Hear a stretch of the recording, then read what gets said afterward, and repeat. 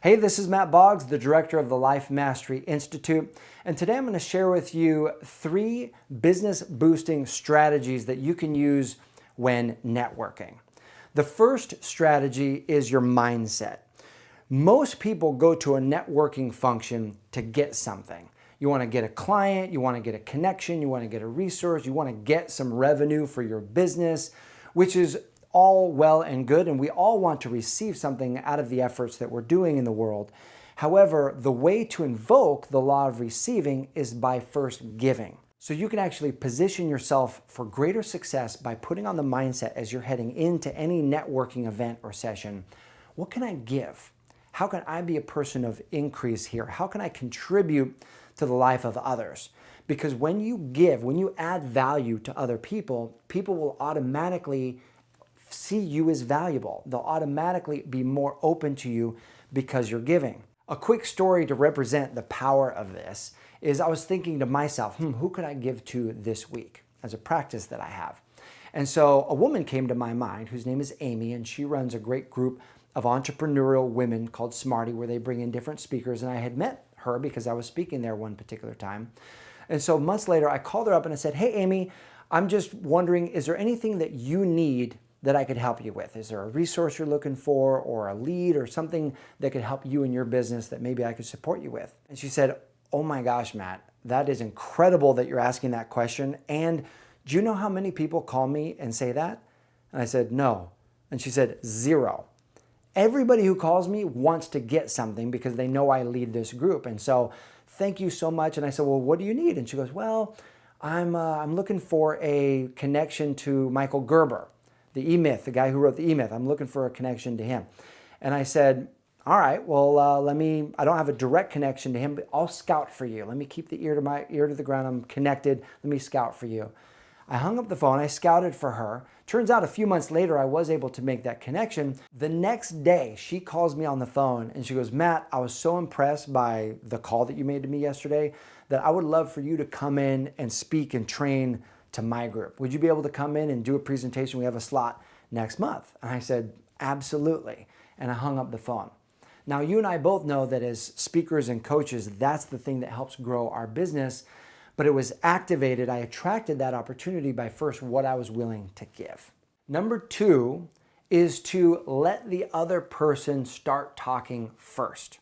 And there's a couple strategies for this and a reason why you want to do this when you're meeting people. First, everybody is tuned in to their favorite radio station, WIIFM, which is What's In It For Me. So when you go up to them and you introduce yourself, you can say, hey, what's your name? Tell me about you and your business. And they start talking about themselves. It's their favorite thing to talk about. And so you have them talk about themselves, what challenges they're facing, what their major goal they would love to accomplish this year. Now, here's the benefit of that. As they start doing that, you are now able to know how to position yourself in that conversation. So if you're talking to a small business owner, you're able to, then they ask you about what it is you do. You say, oh my gosh, it's so great that we're connecting because I'm actually a life coach and part of my specialty is working with small business owners and helping them grow their business and solve the challenge that you just told me about. If there's someone who is a high-level CEO in a corporation, you're able to position yourself by telling a story about that corporation that you just went and trained in, or how that's one of your specialties. Or if you're talking to a meeting planner who's looking for speakers, now you're able to position yourself as an amazing speaker who can go in and help inspire her group. That's first. The second thing is, if you go up and talk to somebody and you want them to go first, but they ask you first, they're like, hey, what's your name? Tell me about you. You can use what's called the porcupine technique. Now, what's that? Porcupine technique states this: if someone were to throw you a porcupine, it's all prickly, so you don't want to hold on to it, so you catch it and you toss it right back to them. In other words, is asking a question after receiving a question. So if they say, hey, what's your name? It's nice to meet you. What is it that you do? You can say, you know what? I would love to serve. Why don't you go first? Tell me your name and what it is that you do. And you just put it right back on them, and they'll start talking and tell you about themselves. And that way you know how to position your services in a way that creates maximum value to the person that you're talking to. And strategy number 3 is to mine the gold. This means there is gold in every networking session. Regardless of who's there, there's something that you can learn, there's value you can add, and there's value that you can receive. I often hear from the life coaches that we train and certify through the Life Mastery Institute, the new coaches that come in, they'll go to a networking event and they'll get discouraged because there's 20 other coaches at this networking event. And I'll take them through a series of questions that we ask them in our training that teaches them how to mine the gold of that situation. But one of those, just a couple ideas for you, is when you meet other coaches, that's a phenomenal opportunity to ask them, where have they been speaking? So as they start telling you about all the places where they've spoken, you can take mental note or actually jot those down and say, great, thank you very much. This is phenomenal.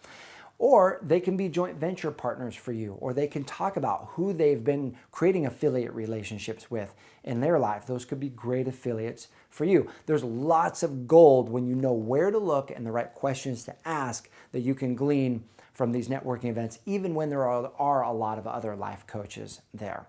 So there you have it, 3 strategies for creating value out of networking situations and networking events.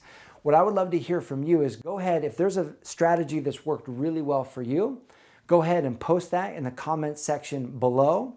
And if this video was valuable to you, please share it. Click that share button and share it with the people in your life that you care about. Thanks so much for watching. I'll see you soon.